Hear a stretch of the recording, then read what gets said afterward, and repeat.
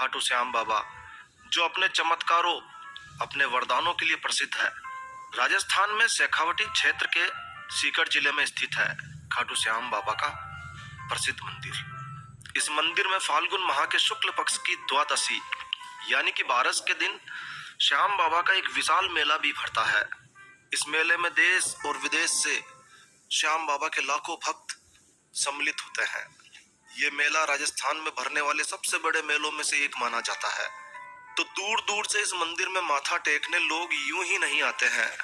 कलयुग में अवतारी खाटू श्याम बाबा का साक्षात चमत्कार भक्तों को बार बार बाबा के दरबार में आने के लिए उत्साहित करता है।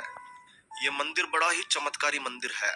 इस मंदिर में श्याम बाबा का शीश और धनुष पर 3 बाण की छवि वाली मूर्ति स्थापित है।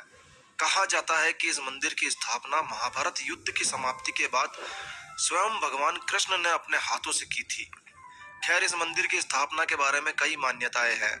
तो खाटू श्याम बाबा की कहानी महाभारत काल से शुरू होती है और आज इस वीडियो में हम आपको खाटू श्याम बाबा की प्राचीन सच्ची कथा या कहानी शेयर करने जा रहे हैं। कहते हैं इस कथा को सुनने मात्र से ही खाटू श्याम बाबा का आशीर्वाद मिलता है। तो पूरा वीडियो देखिए, कहीं ना कहीं ये वीडियो आपके लिए काफी उपयोगी साबित होगा। तो आइए शुरू करते हैं। तो ये महाभारत काल की बात है। खाटू श्याम बाबा को पहले बर्बरिक के नाम से जाना जाता था। बर्बरिक पांडव भीम के पुत्र घटोत्कच और नाग कन्या अहिलवती के पुत्र थे। बचपन से ही बर्बरिक बेहद वीर और एक महान योद्धा थे। युद्ध की अद्भुत कला बर्बरिक ने अपनी मां से सीखी। उसके बाद बर्बरिक ने भगवान शिव की घोर कठिन तपस्या की और भोलेनाथ शिव को प्रसन्न करके उनसे 3 अभेद्य बाण प्राप्त किए। ये बाण ऐसे थे जिनसे तीनों लोगों को भी जीता जा सकता था। इन तीनों बाणों को चलाने के लिए एक विशेष धनुष की आवश्यकता थी, जिसके लिए बर्बरिक ने अग्निदेव की तपस्या की और अग्निदेव ने प्रसन्न होकर उन्हें वह धनुष प्रदान किया, जो उन्हें तीनों लोकों में विजयी बनाने में समर्थ था। तो महाभारत का भयानक युद्ध कौरवों और पांडवों के बीच में चल रहा था और संपूर्ण संसार में इस युद्ध की चर्चाएं चल रही थी। तो इस युद्ध की खबर किसी तरह से बर्बरिक के पास भी जा पहुंची। जब यह समाचार बर्बरिक तक पहुंचा तो बर्बरिक की भी इस युद्ध में सम्मिलित होने की इच्छा जागृत हो गई। वो अपनी मां के पास गए और बोले, मुझे भी महाभारत के युद्ध में जाना है। और युद्ध में जाने के लिए उन्होंने अपनी माता से आज्ञा और आशीर्वाद मांगा। बर्बरिक की मां जानती थी कि यह युद्ध कौरवों और पांडवों के बीच में हो रहा है और कौरवों के पास तो एक से एक बड़े योद्धा हैं। तो उन्होंने सोचा कि पांडव इतनी बड़ी विशाल सेना के आगे कमजोर पड़ जाएंगे, तो फिर क्या होगा। तो इसीलिए जब बर्बरिक अपनी मां से आशीर्वाद प्राप्त करने के लिए पहुंचे तो बर्बरिक की मां ने उससे कहा, तुम युद्ध में क्यों जाना चाहते हो। बर्बरिक ने कहा, मैं युद्ध लड़ना चाहता हूं।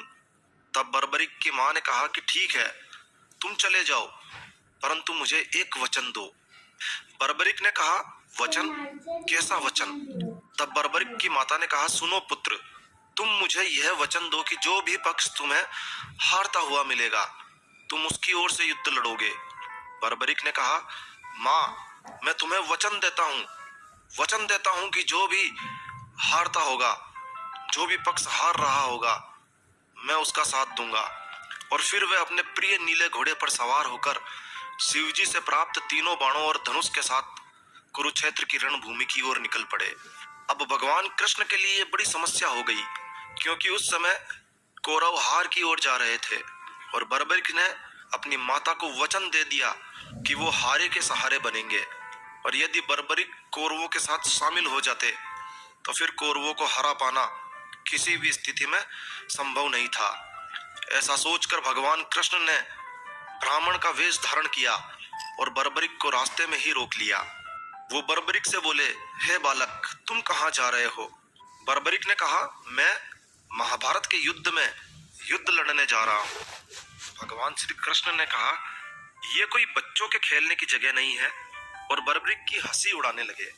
तब बर्बरिक ने कहा, देखो देखो, ये मेरे 3 बाण देखो, और मात्र एक ही बाण शत्रु सेना को ध्वस्त करने के लिए पर्याप्त है, और ऐसा करने के बाद भी ये बाण वापस तरकस में ही आएगा, और इस तरह इस तरह मुझे दूसरे बाण को चलाने की आवश्यकता भी नहीं होगी।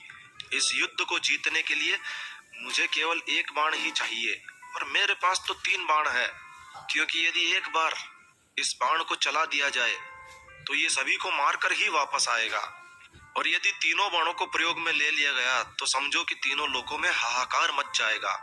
तब ब्राह्मण बने भगवान कृष्ण ने कहा, यह इतने ही चमत्कारी हैं तो मैं भी इनका चमत्कार देखना चाहता हूँ। और फिर भगवान श्री कृष्ण ने बर्बरिक को चुनौती दी कि यदि वास्तव में यह बाण चमत्कारी है तो इस पीपल के पेड़ के सभी पत्तों को भेद कर दिखाओ। जो पेड़ पर लगे हैं उन पत्तों को, और जो नीचे गिरे हैं उन सभी पत्तों को एक ही बाण से भेद कर दिखाओ, एक ही बार में भेद कर दिखाओ। बर्बरिक ने कहा, इसमें कौन सी बड़ी बात है। बर्बरिक ने ये चुनौती स्वीकार कर ली और फिर उन्होंने अपने तुनीर से एक बाण निकाला और भगवान शिव का स्मरण करके बाण पेड़ की ओर चला दिया।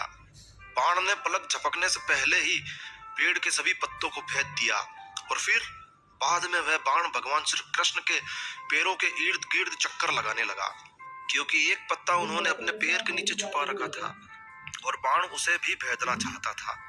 तब बर्बरिक ने कहा, हे ब्राह्मण देवता, आप तुरंत अपने पैरों को हटा लीजिए, वरना यह बाण आपके पैरों को भी चोट पहुंचा सकता है। भगवान कृष्ण समझ चुके थे कि ये भगवान शिव के वरदान का परिणाम है। तब भगवान श्री कृष्ण ने बालक बर्बरिक से पूछा कि वो इस युद्ध में किसकी ओर से शामिल होगा। बर्बरिक ने कहा, इस युद्ध में जो भी हार रहा होगा वो उसका साथ देंगे। यह अटल सत्य है, क्योंकि मैं अपनी माता को वचन देकर आया हूँ। तब ब्राह्मण रूप में भगवान श्री कृष्ण ने बर्बरिक से कहा कि वो उससे कुछ दान में चाहते हैं। वीर बर्बरिक ने कहा, मांगो, तुम जो इच्छा हो मांगो, तुम्हें वचन देता हूँ, अगर तुम्हारी अभिलाषा मेरे सामर्थ्य में होगी तो मैं अवश्य ही पूरी करूंगा। तब ब्राह्मण बने कृष्ण ने बर्बरिक से उनका शीश दान में मांग लिया। बालक बर्बरिक क्षण भर के लिए तो सोच में पड़ गया, मगर अगले ही क्षण उसने अपने वचन की दृढ़ता को याद करके हाँ भरी। तब बर्बरिक समझ गए कि यह कोई साधारण ब्राह्मण नहीं है, तो उसने उनसे अपने वास्तविक रूप में आने की प्रार्थना की और तब भगवान कृष्ण ने उन्हें अपने विराट रूप के दर्शन कराए। बर्बरिक ने भगवान श्री कृष्ण से प्रार्थना की कि वो अंत तक, इस युद्ध की समाप्ति तक इस युद्ध को देखना चाहते हैं। श्री कृष्ण ने उनकी यह बात स्वीकार कर ली। श्री कृष्ण की बात को स्वीकार करते ही तुरंत ही बर्बरिक ने अपनी तलवार निकाली और तलवार के एक ही वार से अपना शीश काटकर भगवान को सौंप दिया। दोस्तों, वो दिन फाल्गुन माह की द्वादशी का दिन था। भगवान के वचनों के अनुसार बर्बरिक का सिर युद्ध भूमि के समीप ही एक पहाड़ी पर सुशोभित कर दिया गया, जहां बर्बरिक संपूर्ण युद्ध को देखने लगा। महाभारत का युद्ध समाप्त हुआ। युद्ध की समाप्ति पर पांडवों में आपस में कहासुनी होने लगी कि युद्ध में विजय का श्रेय किसे जाता है, श्रेष्ठ योद्धा कौन रहा, इस तरह की बातें होने लगी। तब भगवान श्री कृष्ण ने सुझाव दिया कि क्यों ना हम बर्बरिक के सिर से इस बात को पूछ लें, क्योंकि बर्बरिक का शीश एकमात्र ऐसा युद्ध का साक्षी है जिसने शुरू से लेकर अंत तक इस युद्ध को देखा है, और भला उससे बेहतर निर्णायक कौन हो सकता है। सभी भगवान कृष्ण की बात से सहमत हो गए, बोले चलो बर्बरिक के सिर से इस बात को पूछते हैं। सभी बर्बरिक के सिर के पास पहुंचे और उससे अपनी जिज्ञासा रखी कि बताओ कौन है जो इस युद्ध में श्रेष्ठ योद्धा है। बर्बरिक के शीश ने उत्तर दिया, सुनो, इस संपूर्ण युद्ध में श्री कृष्ण ही युद्ध में विजय प्राप्त कराने में सबसे महान पात्र है। उन्हें युद्ध भूमि में सिर्फ उनका सुदर्शन चक्र ही घूमता हुआ दिखाई दे रहा था, जो शत्रु सेना को काट रहा था। महाकाली दुर्गा भगवान श्री कृष्ण के आदेश पर शत्रु सेना के रक्त से भरे प्यालों का सेवन कर रही थी।